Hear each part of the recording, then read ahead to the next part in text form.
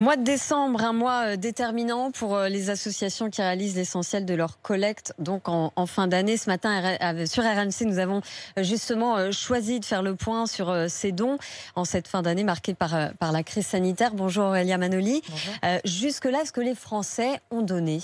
Les Français ont été très généreux sur le premier semestre 2020. Les associations espèrent donc que l'année va se terminer comme elle a commencé. Entre janvier et juin, dans ce contexte de crise sanitaire et économique, les Français ont voulu aider.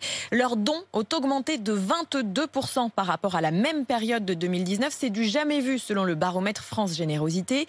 Les contributions en ligne ont explosé également en hausse de 230%, principalement pour les associations liées à la recherche médicale et à la lutte contre la précarité.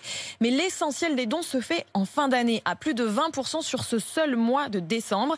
Et actuellement, les associations sont inquiètes car de nombreux donateurs sont touchés personnellement par cette crise. Ils vont devoir faire des choix et ne pourront peut-être pas donner à nouveau. Alors, quelles sont les tendances pour le moment ? Alors pour le moment, les organisations caritatives ne se prononcent pas, mais elles gardent espoir, car certains Français ont pu épargner tout de même ces derniers mois. Et selon un sondage Ipsos pour Apprentis d'Auteuil réalisé fin mai, près d'un Français sur deux prévoit de donner encore, et c'est même plus des 3/4 chez les plus hauts revenus.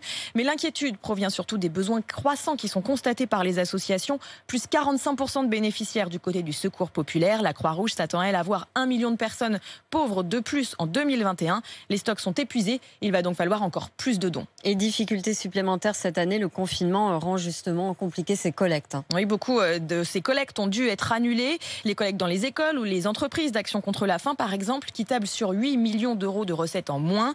Plus de stands sur les marchés de Noël ni de collecte à la sortie des stades pour le Secours populaire. Les associations inventent donc de nouvelles formes de solidarité, essentiellement en ligne, comme la tombola digitale du Secours populaire. Même chose pour le Téléthon, qui a dû annuler 20 000 manifestations locales, remplacées par des cagnottes en ligne, des défis cuisine ou sportifs sur les réseaux sociaux. C'était le choix de la rédaction de RMC ce matin, signé Aurélia Manoli.